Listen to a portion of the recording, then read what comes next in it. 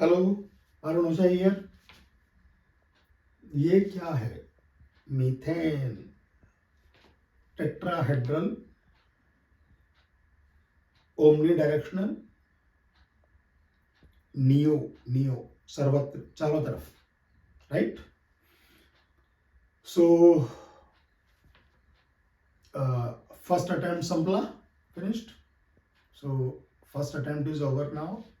So during the entire session we used to discuss like different barriers: 80 marks barrier, 100 mark barrier, then 150 mark barrier, then 180 mark barrier, then 200 mark barrier, then 250 mark barrier. These barriers we have discussed, and those kids who has taken the mock tests seriously, certainly they have crossed the barrier.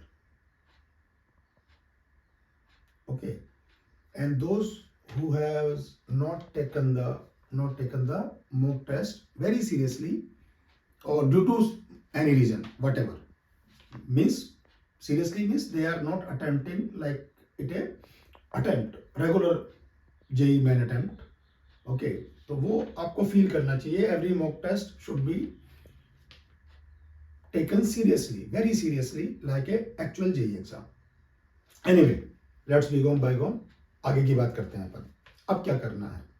तो जो लोग जिस जिस barrier को cross कर चुके हैं उनको उसके आगे के बैरियर पे क्रॉस करना है अटेम्प्ट 2 के अंदर, right? Those who have done 180 और 200 barrier cross, they can focus on the advance and board, and those who have not cross those barriers, they have to fight with 2 dragons, है ना, आग उगलने वाले fire spitting dragons. एक तो board का dragon है बेटा, एंड अटेम्प्ट 2 का ड्रैगन। दोनों ड्रैगन से we have to fight simultaneously. तो हमारी अटैकिंग स्ट्रेटेजी बहुत जोर की होनी चाहिए बेटा, बहुत जोर की, और defence is our last mechanism.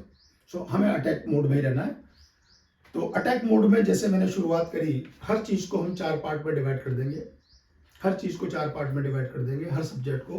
तो जैसे मैथ्स में अपने को समझ में आ गया, मेरा पेट सब्जेक्ट है maths. During my student life, I used to give tuitions of maths till 1996. Okay, so maths को 4 पार्ट में डिवाइड कर लेंगे अपन। कैलकुलस, मुश्किल वाली चीज, कोऑर्डिनेट, ट्रिगो एंड अलजेब्रा। ठीक है, इसमें 3 के ऊपर चढ़ जाओ बेटा। जो आपके 3 फेवरेट है उन पे चढ़ लो, चढ़ना पड़ेगा आपको। ठीक है, और हमारा ध्यान कहाँ रहेगा? Easy moderate, easy moderate, easy moderate. Difficult पे जाना ही नहीं है। जो नहीं पढ़ा पढ़ना ही नहीं है, जो कर लिया उसको समेटना है। जो जो रायते फैलाए हुए हैं सब समेटेंगे। Okay, so we have to recollect our work. अब उसको चैनलाइज कर दीजिए प्रॉपरली 4 पार्ट्स में। डे का शेड्यूल किस तरह का रहेगा? 6 hour study, 3 hour mock test, 9 hours. Understood clearly? 9 hours per day, without any fail. Sunday Monday, भाई की शादी, बहन की शादी, बर्थडे, है ना, until unless you are on the bed। कि मैं बिस्तर पे उठ गया, मैं पढ़ नहीं सकता, बिस्तर पे पड़ा हूं, I cannot read, डॉक्टर ने मना कर दिया कि पढ़ना नहीं है। अगर बिस्तर पे भी हो, डॉक्टर कह रहा है पढ़ सकते हो, पढ़ो बेटा। ठीक है, 9 घंटे। 9 घंटे में क्या करना है? 6 घंटे अपने को रिवीजन करना है, तीनों सब्जेक्ट का इक्वल, और 3 घंटे अपने के मॉक टेस्ट के देने हैं डेली। डेली अगर आपको बैरियर फिर से क्रॉस करना है तो बेटा आप क्या है, डेली में इसलिए बोल रहा हूं, पहले हम वीक में 3 बार बोल रहे थे, अब बोल रहे हैं डेली। ठीक है, कई लोग तो डेली कर रहे हैं। In my previous experience, Andhra Pradesh and Telangana, they used to do daily test, daily 9 hour. Okay, so अपने को वहां जाना है उस मोड पे। और क्या करना है? और जो हमारा खोया हुआ उत्साह, हमारी उमंग चली गई है, वो खोया उत्साह और उमंग, अपने टीचर के पास जाओ, उनसे मिलो, फेस टू फेस बात करो। वो जो आपको पुड़िया देंगे इस वक्त, वो जो दवाई देंगे आपको, the dose he will give you at this time, nobody can give you. Understood? And follow the instructions.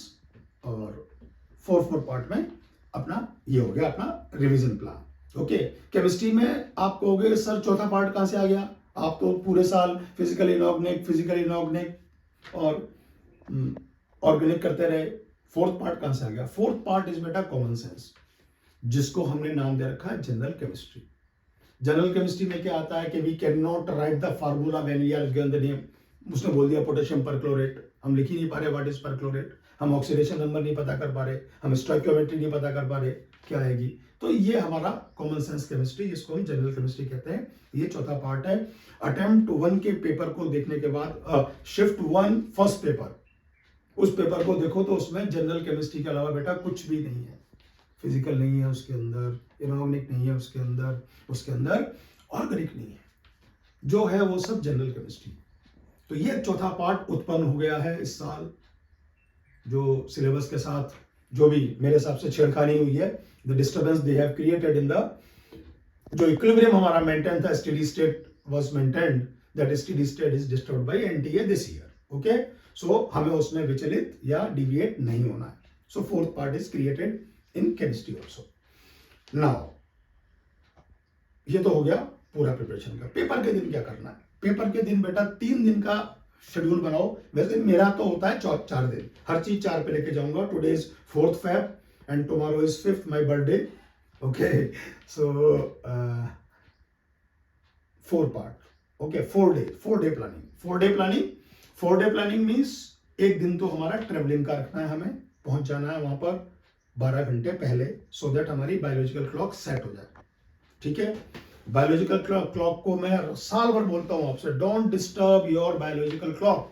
आपका शेड्यूल कब ऑन होना है, कब ऑफ होना है, ये चेंज नहीं होना चाहिए, ये चेंज हो ही नहीं सकता। ये हमें अपने आप को ट्रेन करना है। वो 9 आवर्स में आ जाएगा बेटा वापस से वही, क्योंकि वो एनटीए आपका करीबन 2 घंटे पहले तो वो खा जाएगा, 3 घंटे हो गए पेपर के, कुछ आवक जावक में आपका लगेगा, तो वो भी 9 घंटे का ही प्लान अपना रखना है। 9 घंटे की हमारी क्लॉक हमें सेट करनी है 4 दिन पहले से। Okay, according to our shift and day, जो भी दिन है आपका और जो भी आपकी शिफ्ट है, फर्स्ट और सेकेंड। ओके, इसका ध्यान रखना है। और आपने जो मेहनत करी है बेटा 2 साल, कुछ लोगों ने 3 साल, the hard work you have done entire 2 year or 3 year, that cannot go way। वो कहीं भाड़ में नहीं जाएगा बेटा, वो पे करेगा आपको। उससे वसूली करने का समय आ गया। This is we want to grab कि यार मैंने ये करा है, ये मैंने पढ़ा है, ये मैंने लिखा है, तो मुझे अब इससे वसूली करनी है 4 नंबर के रूप में। पेपर के दिन क्या करेंगे हम? वही अपना सेट पैटर्न कि 40 मिनट 20 मिनट, 40 मिनट में 10 सवाल का टारगेट रखना है हमारा। ठीक है, 40 मिनट तीनों सब्जेक्ट को देते हुए निकल जाओ। किसी से मोहब्बत नहीं है, जो स्क्रीन पे सामने आ गया उसको फोड़ देंगे। अंडरस्टूड? 40 मिनट में, सो 120 मिनट में हम पूरा पेपर देख लेंगे।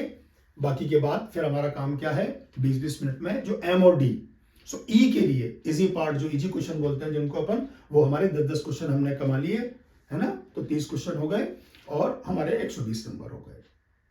इसमें अपन 10% या 10% की एरर, जो मैं बोलता हूं हर बार कि 10% की एरर हम जोड़ सकते हैं इसके अंदर।